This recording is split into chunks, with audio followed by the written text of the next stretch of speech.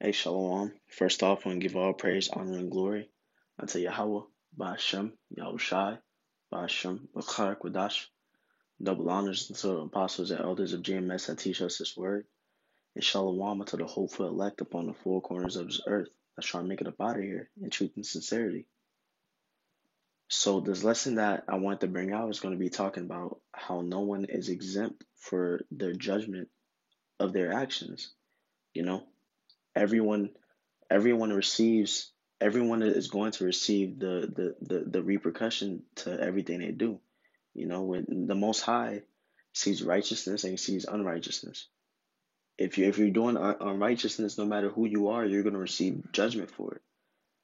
It doesn't matter who you are, period.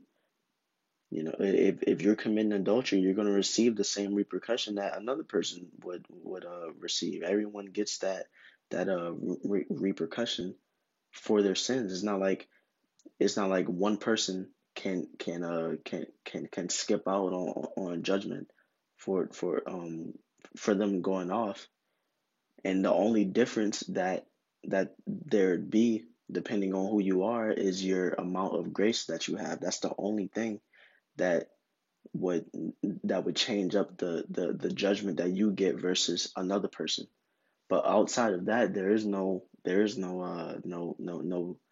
again, sin is sin. If you're sinning, then there's gonna be a repercussion for it, no matter who you are. Because the Most High has no respect of persons. It doesn't matter if you're a child, if you're old. It doesn't matter it doesn't matter what nation you are. If you're going off, you're going off. Period.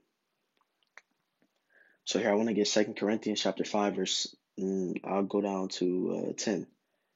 It says, "For we must all appear before the judgment seat of Hamashiach, that everyone may receive the things done in his body, according to that he hath done, whether it be good or bad." So it says, "For we must all appear before the judgment seat of Hamashiach." It's not saying a little. It's not saying some people will. It's saying we all will. It's saying everyone is gonna sit in that judgment seat. That's showing impartiality. That's showing that not that everyone is gonna have that same that judgment, you know. And if the Most High sees you doing righteousness, then he's gonna reward you. But if he sees you doing unrighteousness, then you're gonna receive your repercussion for your unrighteousness. Now, is this me saying that Esau or a heathen nation can start doing can start being righteous and the Most High is gonna deliver them into the kingdom? No, that's not what I'm saying at all. But what I am saying is that what I am saying that if a Israelite is committing sin, then that Israelite is gonna receive judgment and repercussion, just like a Edomite would receive judgment or and a repercussion.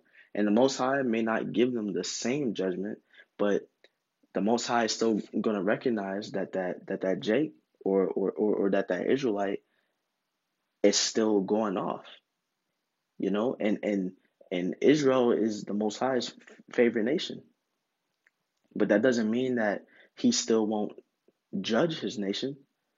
That doesn't mean that his nation can't go off. We sin every single day, and the Most High gives us repercussion for that sin. It says that everyone may receive the things done in his body according to that he hath done, whether it be good or bad. So the Most High recognizes when people are doing righteousness, and he recognizes when people are doing unrighteousness, even his own nation. So again, just because we're of the nation, just because we're of the Most High's favorite nation, doesn't mean that we can escape his judgment either. All of us have to deal with that judgment, no matter who you are. All of us have to deal with our repercussions of our sin, and we're going to receive one. You know, no one, adultery is the same in one person like it is in another person. One person can't go off and commit homosexuality, and they don't receive repercussion like another person would if they were committing that act of homosexuality. You're gonna receive your judgment, period. But here I want to get Colossians chapter 3, verse 25. It says, "But he that doeth wrong shall receive for the wrong which he hath done, and there is no respect of persons." So it and that respect of persons is basically showing bias to one type of person more. Is basically showing bias to one type of person and showing them more goodwill than you would another type of person. But no, it's saying that he that doeth wrong shall receive for the wrong which he hath done. No matter who you are, it doesn't matter if you're rich, poor, young, old. It doesn't matter your nation. If you're doing wrong, you're gonna receive for the wrong that you're doing. You know, and that's why the Most High is that ultimate judge. In the courtroom, the person who's the judge is supposed to be completely impartial. They're not supposed to have any bias whatsoever. All they're supposed to see is a person's actions and what a person has done. And then that judge gives that person that crime, or they basically give them their judgment on whatever they've done. So if a person commits an act of murder, they receive that same judgment, just like if another person who comes to court, basically, if they did the same crime, then they receive the same judgment from that judge. It doesn't matter who you are. That's how it's supposed to be, at least. But that's why the Most High is that ultimate judge, because he shows that impartiality. He shows that lack of bias. Because like I said earlier, just using adultery as a example, if one person commits adultery, it's the same as if another person committed adultery, no matter who you are. All the Most High sees your righteousness and your unrighteousness, and He gives you that either reward or that repercussion for your sin. That's what He's going to give you, no matter who you are. No one can escape that. So here I want to get Romans chapter 2 verse. I'll go to 8. It says, "But unto them that are contentious and do not obey the truth, but obey unrighteousness, and indignation and wrath, tribulation and anguish, upon every soul of man that doeth evil, of the Jew first, and also of the Gentile." So it's saying of the Jews, which are the 12 tribes of Israel. It's saying unto the 12 tribes of Israel, and unto the Gentile, which are the heathen.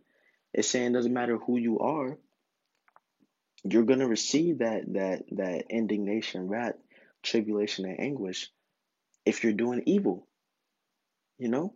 And then it says after that, "But glory, honor, and peace to every man that worketh good, to the Jew first, and also to the Gentile."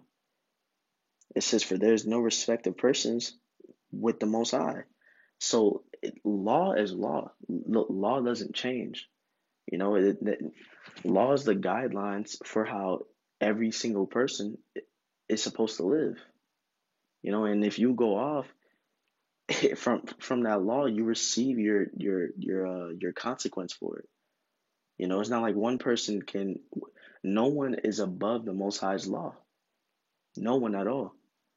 So everyone receives the consequence that they're supposed to receive from going off from the Most High's law.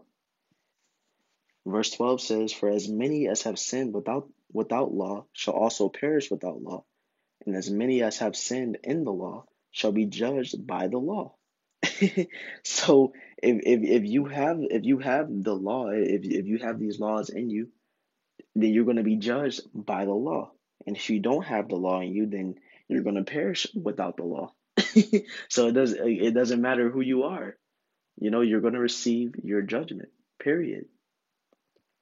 It doesn't matter. Again, the Most High has no respect to persons. He shows no bias. If you're going If you're going off, then you're going off. If you're committing unrighteousness, you're committing unrighteousness. And no matter who you are, that unrighteousness deserves a consequence, according to the Most High. It says, "For as many as have sinned without law shall also perish without law, and as many as have sinned in the law shall be judged by the law." So you're going to be judged by the law. There's consequence to going off from the Most High's law, no matter who you are, you know? So, hey, with that being said, I want to give all praise, honor, and glory to Yahweh, by Hashem, Yahweh Shai, by Hashem, Wadash, and hey, Shalom.